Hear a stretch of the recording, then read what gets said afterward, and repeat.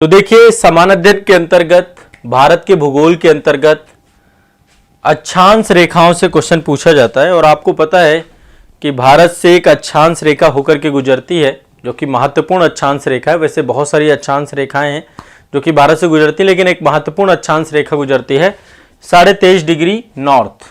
इसको हम कर्क रेखा कहते हैं। देखिए, ये प्रमुख अक्षांश रेखाएं हैं। अक्षांश रेखाओं के बारे में आप सभी जानते होंगे कि अक्षांश रेखाएं पृथ्वी पर खींची गई काल्पनिक रेखाएं हैं जो उत्तरी और दक्षिणी ध्रुवों के बीचे बीच समानांतर खींची जाती हैं। ठीक है, तो पृथ्वी को दो भागों में बराबर विभाजित करती है आपकी ये विषुवत रेखा 0 डिग्री। ठीक है, तो विषुवत रेखा सबसे बड़ा वृत्त होती है। पहली बात तो ये कैसी होती है, वृत्त, ये वृत्त होती हैं। देशांतर रेखाएं अर्धवृत्त होती हैं, है ना, वो उत्तरी ध्रुव को दक्षिणी ध्रुव से मिलाती हैं बस। तो आज हम कर्क रेखा के बारे में समझेंगे कि कर्क रेखा में भारत में जो राज्य हैं एक बार उनको देख लेंगे और थोड़ा सा हम अंतरराष्ट्रीय स्तर पर भी देख लेंगे। इसी तरीके से कालांतर में आने वाले समय में मैं विषुवत रेखा और मकर रेखा को लेकर के भी आपको पढ़ाऊंगा। ठीक है, तो यहाँ पे थोड़ा सिंपल से समझते हैं। देखिए, ये तो 0 डिग्री आपकी भूमध्य रेखा, आप एक बार इससे समझिए। ये तो आपकी भूमध्य रेखा है, बीच में देख रहे हैं सेंटर में, ये रेड कलर से आप देख पा रहे होंगे, ये है आपकी भूमध्य रेखा। मैं थोड़ा सा इसका कलर चेंज करता हूं ताकि आपको अच्छे समझा पाऊं। हाँ, देखिए ये वाली भूमध्य रेखा है। ठीक है, यहां पे क्या है, आपका मूल बिंदु है यहां पे। तो जो आपका एक तरीके से सिंपल समझना है कि विषुवत रेखा में जो है आपका जो मूल बिंदु है, मूल बिंदु कैसे बनेगा, ये आपका देखिए यहां पे ये वाला क्षेत्र, इसको हम यहां पे मिला देते हैं, देशांतर रेखा है, यहां पे इसको मिला देते हैं। तो ये वाला क्षेत्र यहां पे मूल बिंदु है। यहां से जो खींची गई कोणीय दूरी है वो आपका जो है अक्षांश रेखा के तौर पे होता है। तो सिंपल सा है, विषुवत रेखा में दिए गए किसी बिंदु से उत्तर या दक्षिण खींची गई कोणीय दूरी क्या कहलाती है, आपकी अक्षांश रेखा कहलाती है। तो अब यहाँ पे सिंपल सा देखिए, यदि अब हम यहाँ से 23.5 डिग्री का कोण लेते हैं तो 23.5 डिग्री हो गया ये, और 23.5 डिग्री नॉर्थ को कर्क रेखा कहते हैं। यहां से हम जो है 66.5 डिग्री का कोण लेते हैं तो ये आपका उत्तरी ध्रुव के पास आपका जो है आर्कटिक वृत्त हो गया। ठीक है, तो इसी तरीके से 23.5 डिग्री दक्षिण का यदि हम कोण लेते हैं तो ये 23.5 डिग्री साउथ मकर रेखा हो गया। तो कुछ प्रमुख अक्षांश रेखाओं में ये कुछ प्रमुख अक्षांश रेखाएं, एक तो आपका 0 डिग्री को भूमध्य रेखा बोलते हैं आप लोग। ठीक है, 23.5 डिग्री को कर्क रेखा बोलते हैं, और इसके ऊपर आपका जो है ये वाला हिस्सा जो है ये 66.5 डिग्री आपका आर्कटिक वृत्त है। और इसके बाद जो है आपका मकर रेखा है 23.5 डिग्री साउथ, और ये आपका अंटार्कटिक वृत्त है 66.5 डिग्री साउथ। बाकी ये 90 डिग्री है दक्षिणी ध्रुव यहाँ पर है, और ऊपर भी ये उत्तरी ध्रुव के पास यहीं पर 90 डिग्री ये भी है आपका। ठीक है, तो सिंपल सा है। तो चलिए एक बार कर्क रेखा से समझते हैं मामला। देखिए, ये भारत का मानचित्र है और कर्क रेखा भारत के लगभग बीचों बीच से होकर के जाती है। सभी जानते हैं भारत को लगभग जो है 2 भागों में विभाजित करती है कर्क रेखा। भारत को लगभग 2 भागों में कर्क रेखा विभाजित करती है। तो कर्क रेखा से जो क्वेश्चन बन सकते हैं सिंपली एक बार समझ लेते हैं। और 23.5 डिग्री उत्तरी अक्षांश से सबसे पहली बात समझना है आपको। ठीक है, और भारत के लगभग मध्य से होकर के जाती है, कुल 8 राज्यों से होकर के जाती है। कितने राज्यों से, 8 राज्यों से। हो सकता है आप में से बहुत सारे लोग नाम जानते हो, लेकिन कंफ्यूजन हो जाता है, एग्जाम जब भी नजदीक आता है तो ये कंफ्यूज हो जाते हैं इस टॉपिक में। सिंपली मैं आज आपको याद करा देता हूं, संभवतः आप याद कर लेंगे इस टॉपिक को। देखिए, यहां पर सिंपल से समझना, एक तो गुजरात है आपका, सबसे पश्चिम में हमारा जो है गुजरात है, तो गुजरात में से होकर के जाती है। गुजरात के बाद यहाँ पे देखिए राजस्थान का भी थोड़ा सा एरिया, डूंगरपुर वाला एरिया जो है, बांसवाड़ा, डूंगरपुर, तो ये वाला आपका जो है पूरा का पूरा क्षेत्र यहां से भी होकर के जाती है। तो राजस्थान दूसरा है, Rajasthan number 1 Gujarat, number 2 Rajasthan, number 3 Madhya Pradesh. Madhya Pradesh को भी लगभग बीचों बीच से काटती है, विभाजित करती है। इसके बाद है नंबर 4 है आपका छत्तीसगढ़, नंबर 5 है आपका झारखंड, नंबर 7 है आपका त्रिपुरा, और नंबर 8 है आपका मिजोरम। यहाँ पे ध्यान रखिएगा मणिपुर नहीं है। नॉर्थ ईस्ट के 2 स्टेट हैं, त्रिपुरा और मिजोरम, दोनों अगल बगल हैं। तो ये 8 स्टेट है जहां से होकर के आपकी क्या जाती है, कर्क रेखा। सिंपल सा समझना है आपको। ठीक है, अब एक चीज ध्यान रखिएगा, जब सूर्य उत्तरायण होता है, उत्तरी गोलार्ध में होता है, तो कर्क रेखा पे लंबवत चमकता है। क्या होता है, लंबवत चमकता है, लंबवत चमकता है आपका, लंबवत चमकता है सूर्य। कहां पे, जब सूर्य उत्तरायण होता है, उत्तरायण होता है, तो ये क्या है आपका लंबवत चमकता है इसमें, ठीक है, सूर्य। अब देखिए लंबवत चमकता है तो आपको पता है कि 21 जून के दिन जो है कर्क रेखा पर, मतलब कर्क रेखा पर सबसे ज्यादा चमकता है, सबसे ज्यादा 21 जून के दिन। कब? 21 जून। 21 जून के बाद जो है आपका क्या हो जाएगा, ये धीरे धीरे फिर दक्षिणायन होने लग जाएगा, दक्षिणी गोलार्ध की ओर जाने लग जाएगा। तो पीक डे आपका कर्क रेखा पे 21 जून होता है, ठीक है, दिन की अवधि सबसे ज्यादा होता है उत्तरी गोलार्ध में। और इसके अलावा एक चीज और ध्यान रखना है, कर्क रेखा से एक क्वेश्चन और आपका बनता है।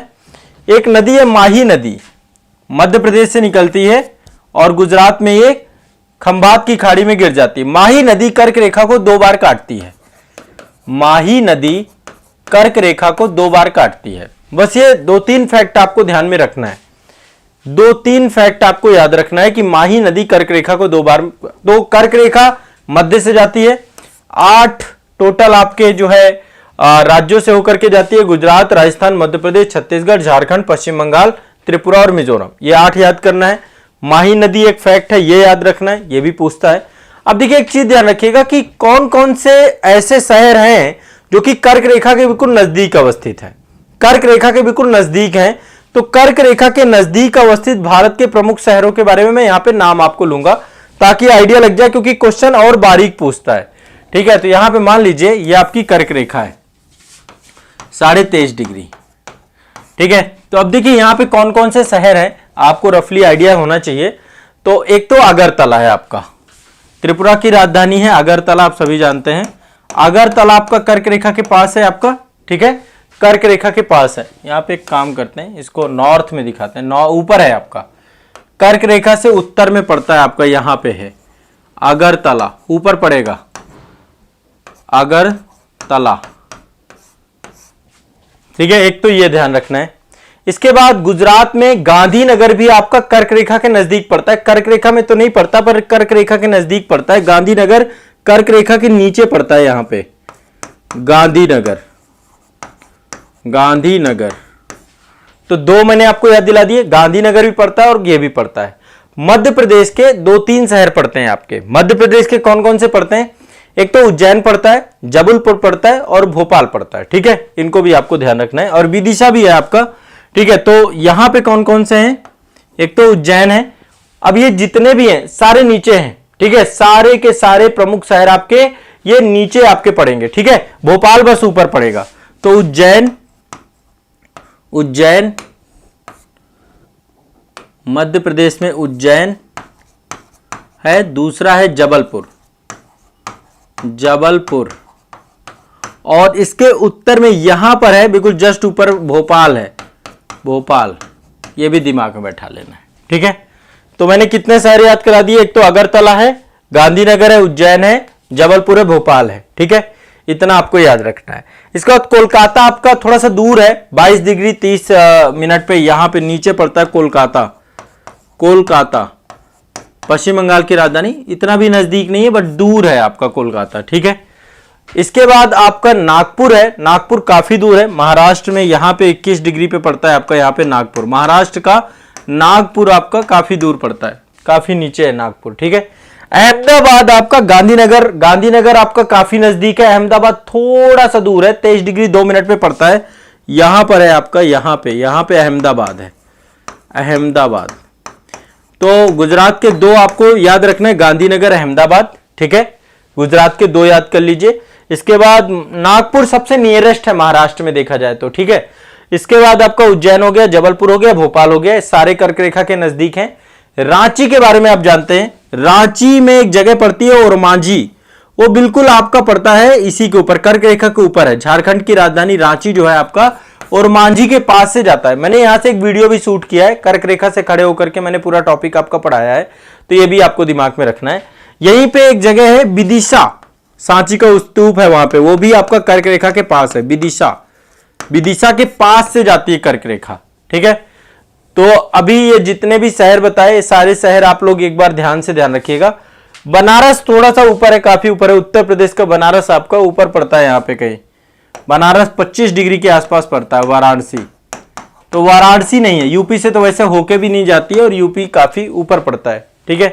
तो रफली आपको थोड़ा सा ये याद कर लेने, एक तो गांधीनगर अहमदाबाद बिल्कुल आसपास हैं, 23 डिग्री जो है 10 11 12 मिनट के आसपास ये पूरे के पूरे आपके हैं लोकेटेड है। विदिशा हो गया, नागपुर महाराष्ट्र का है, तो महाराष्ट्र में वैसे नागपुर बहुत दूर है, नागपुर को कर्क रेखा के पास नहीं रखेंगे हम, 21 डिग्री पे है नागपुर। उज्जैन, भोपाल, ठीक है, सारे 23 डिग्री वाले हैं, 23 डिग्री के आसपास आपका, ठीक है। वाराणसी हो गया, रांची हो गया, अगरतला हो गया और कोलकाता हो गया, ये सब आपके जो है कर्क रेखा के आसपास अवस्थित शहर है। क्लियर है, स्पष्ट है, क्लियर है आप सभी को? तो बेसिक सा है, ये वाली चीज भी आपको पता होनी चाहिए, इससे भी क्वेश्चन पूछता है, कई बार क्वेश्चन पूछा गया है, आपको ये आइडिया रहना चाहिए कि कहां से होकर के जाती है, ठीक है। तो ये आप सभी के लिए एक छोटा सा जानकारी थी, छोटी सी जानकारी मैं आपको दे रहा हूं। अब इसके बाद देखिए और क्या क्या चीजें पूछ सकता है, और क्या क्या चीजें हैं। एक तो पूछ लेता है कि विश्व की बात करें आप, कि विश्व में टोटल कितने देशों से होकर के जाती है कर्क रेखा, तो विश्व में टोटल 18 देशों से होकर के जाती है। यदि आप ताइवान को भी जोड़ लेते हैं, वैसे तो 17 देशों से होकर जाती है, क्योंकि ताइवान चीन का ही हिस्सा है ना, तो लगभग 17 देशों से, यदि ताइवान को हम चीन के अंतर्गत ही मान लेते हैं, तो आपका होकर ये गुजरती है, ठीक है। तो कर्क रेखा ये विश्व में आप देख पा रहे होंगे, मैं एक बार रफली बता देता हूं, बाकी इसको मेमोराइज करने की जरूरत नहीं है, बट बता देता हूं। मैक्सिको हो गया, बहामास हो गया, पश्चिमी सहारा हो गया, मार्तनिया हो गया, माली, अल्जीरिया, नाइजर, लीबिया, चाड, मिस्र, ठीक है। इसके बाद है आपका यहां पे सऊदी अरब से होके जाती है, UAE, Oman, Bharat, Bangladesh, Myanmar, चीन, ठीक है। ये टोटल 17 देश हैं, चीन से भी होकर जाती है, म्यांमार से भी, बांग्लादेश से भी, भारत से भी, ओमान, यूएई, सऊदी अरब, मैक्सिको, बहामास, पश्चिमी सहारा, मार्तिनिया, माली, अल्जीरिया, नाइजर, लीबिया, चाड, मिस्र। तो ये आपकी कर्क रेखा इन पर्टिकुलर कुछ देशों से होकर जाती है, भारत से होकर भी जाती है। ताइवान को यदि हटा दे तो टोटल 17 कंट्री, ताइवान को ले लें तो 18 कंट्री, ठीक है। तो ये एक जानकारी आप सभी को कर्क रेखा की होनी चाहिए। कर्क रेखा भारत के लगभग मध्य से होकर गुजरती है और ये पर्टिकुलर आपके कर्क रेखा से जुड़ी जानकारी है, याद रखिएगा, परीक्षा उपयोगी है, ठीक है। चलिए